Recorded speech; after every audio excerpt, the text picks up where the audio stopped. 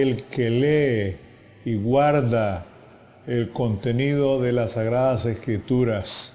Apocalipsis 1:3.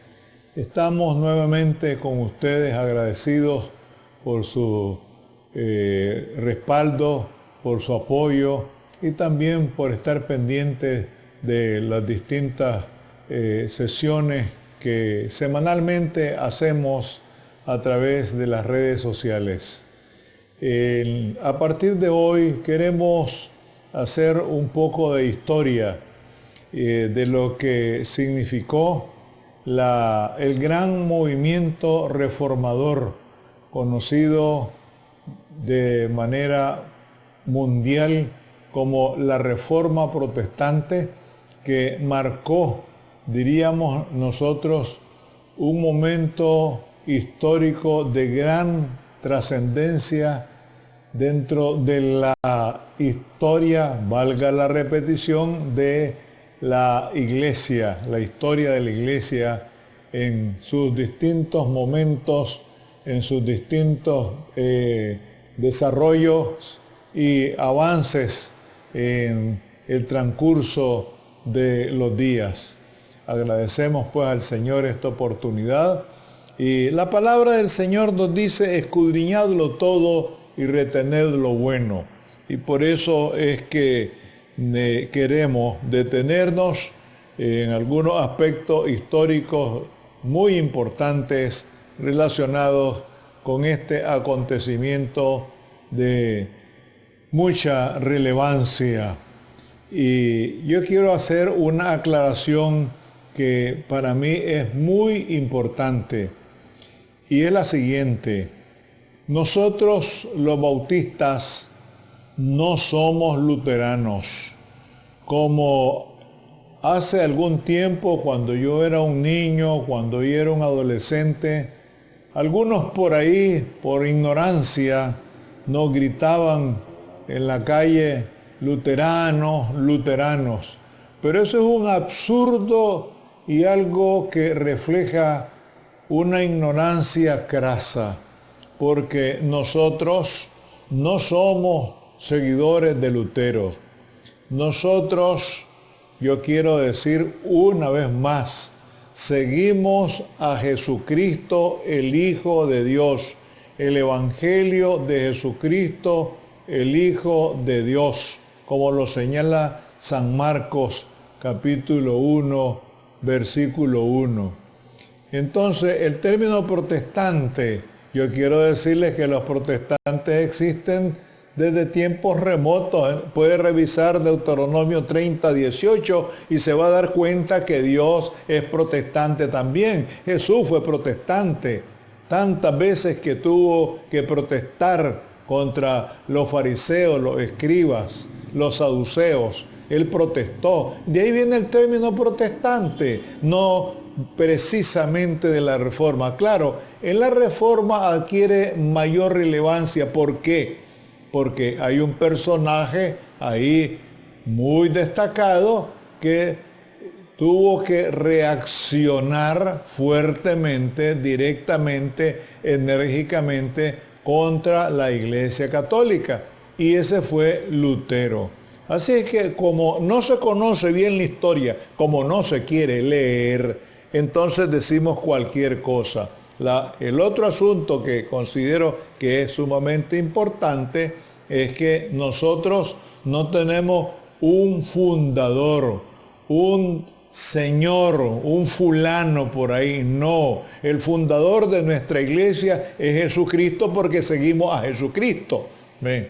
Y seguimos la doctrina de los apóstoles que fueron instruidos por Jesucristo, de una manera así sencilla y sin mucha discusión. Así es que hacemos esta aclaración porque es muy importante. Y nos llamamos bautistas porque nos pusieron ese mote, nos llamaron de esa manera. No es que nosotros nos autollamamos como tales, no, sino que nos llamaron de ese nombre. ¿Por qué? Porque siempre insistimos y seguimos insistiendo en el bautismo conforme a los que señala las Sagradas Escrituras. Así es que mientras nosotros no leamos, vamos a decir cualquier cosa. Mientras no leamos la Biblia y mientras no revisemos la historia universal y la historia de la iglesia, pues vamos a decir cualquier disparate. Muy bien, entonces queremos detenernos un poco en el legado de los reformadores para la iglesia contemporánea. Así como la iglesia de Jesucristo recibió un legado valiosísimo de parte de los profetas de Jesús y los apóstoles también, entonces la iglesia en varias de las etapas de su historia hasta hoy ha sido beneficiaria de los reformadores protestantes del siglo XVI. Entendemos por reformadores a un grupo de religiosos y laicos. El laico es el no religioso, que antes, durante y después del siglo XVI desarrollaron un movimiento en Europa que se conoce como la Reforma Protestante. Y ya les dije por qué es que se llama protestante. Y repito, hay que revisar la historia, hay que leer para documentarse bien y no decir cualquier cosa que se nos ocurre. La Reforma Protestante fue un hecho complejo, no exclusivamente de carácter religioso, en el cual intervinieron de distintas maneras una serie de factores no únicamente teológicos, sino también elementos sociales, económicos, culturales, humanísticos, y eso es muy importante. En la actualidad conocemos a muchas personas evangélicas que suelen hablar de dos historias, una sagrada y otra profana. Pero debemos estar claros una vez más que existe una sola historia de la humanidad. Y dentro de esa historia, lo que pudiéramos nosotros llamar macrohistoria, de esa gran historia, podemos decir que también tuvo un protagonismo importante y lo ha tenido y lo seguirá teniendo la iglesia de Jesucristo. Entonces no podemos separar la historia sagrada de la historia profana, sino una sola historia en donde en distintos momentos la iglesia tiene un protagonismo relevante. Que eso quede muy, pero muy claro. Y entre ese protagonismo pues aparece la gran reforma protestante del siglo XVI. Uno de los grandes retos que tiene la iglesia cristiana del siglo XXI es la revisión constante, y hemos insistido mucho en esto, de las raíces del protestantismo. Por eso es sumamente importante y diríamos indispensable revisar, examinar las páginas de la historia, porque si no lo hacemos, corremos el riesgo de seguir cometiendo los mismos desaciertos de nuestros antepasados. Sin embargo, también existe la posibilidad de imitar los aciertos de aquellos paladines que fueron capaces de desafiar el poder y que por esa razón importante los cristianos comprometidos con el reino de Dios continuamos siendo beneficiarios de ese hermoso legado, de esa herencia que nos dejaron los reformadores del siglo XVI. Ahora bien, todo acontecimiento tiene un contexto, y esto es algo que se ha descuidado y se sigue descuidando en muchas iglesias y muchos grupos religiosos hacen a un lado, se ponen, diríamos nosotros, detrás de la oreja la historia. Yo he escuchado algunos líderes evangélicos que dicen, a mí no me interesa la historia, pero resulta que aquí tienen la historia de la salvación en este libro. El contenido de este libro, aquí está la historia de la salvación desde el Génesis hasta el Apocalipsis. Y yo no sé por qué rechazan el estudio de la historia. Y precisamente por no conocer la historia es que se siguen diciendo muchas cosas que son antojadizas. Y eso nos hace mucho daño, tanto a las personas, a los líderes que la ignoramos, como a las personas que están bajo nuestra responsabilidad, porque no les estamos instruyendo adecuadamente, no les estamos enseñando correctamente lo que significa el contenido de la Biblia. Incluso por eso es que también se hacen interpretaciones bastante tergiversadas y torcidas, y de esa manera no estamos ayudando a lo que podríamos llamar la feligresía. Incluso la misma palabra nos dice, procura con diligencia presentarte a Dios aprobado, como obrero que no tiene de qué avergonzarse y que traza bien, que usa bien la palabra de verdad. Ahí está muy claro.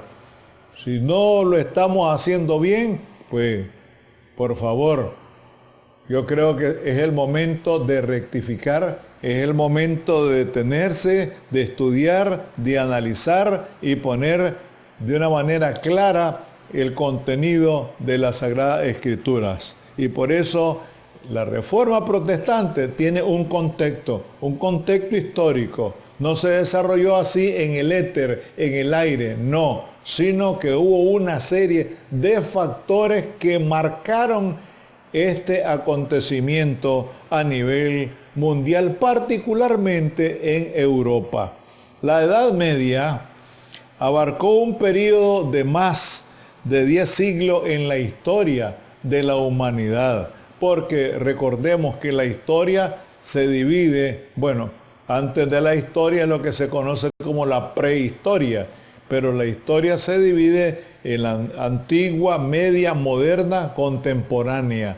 Y en la Edad Media es donde se desarrolla con mayor énfasis todos esos movimientos pre-reforma, es decir, antes de la reforma ya había protestantismo. Y eso hay que revisarlo. No estamos diciendo cualquier cosa, no, sino que pueden revisar varios historiadores perfectamente. Si usted revisa varios historiadores se va a dar cuenta de eso. De tal manera que como consecuencia de la caída del Imperio Romano, que fue más o menos por el año 446 hasta 1492, que es el descubrimiento de América con Cristóbal Colón, como consecuencia de la caída del Imperio Romano, surgió un régimen social, algo así como un modo de producción, usando un lenguaje que usan mucho los materialistas,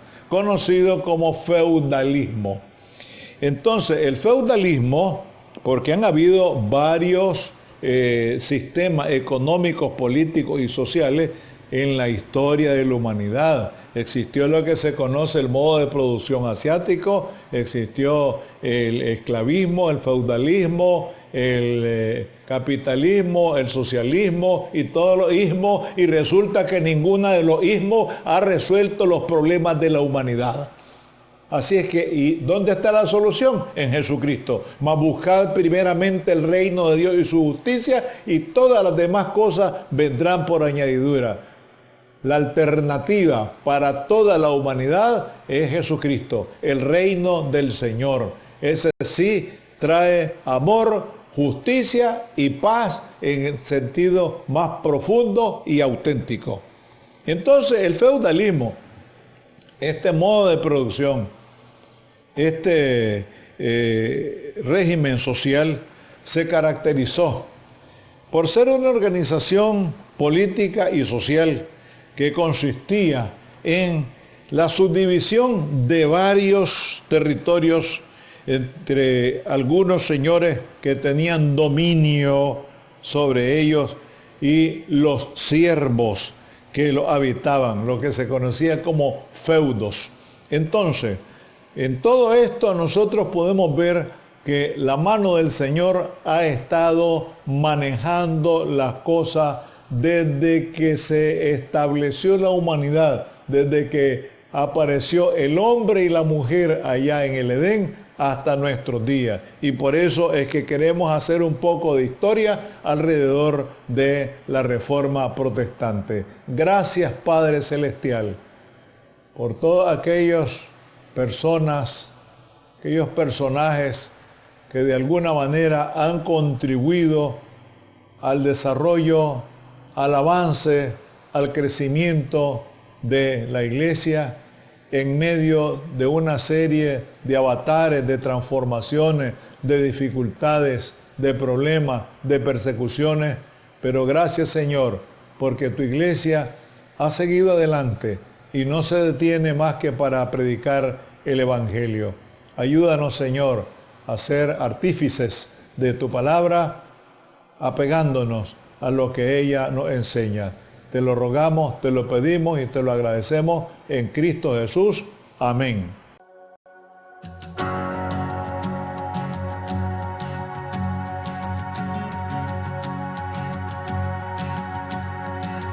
¿Quién soy yo para que el grande me acepte así? Me encontró en mi perdición, su amor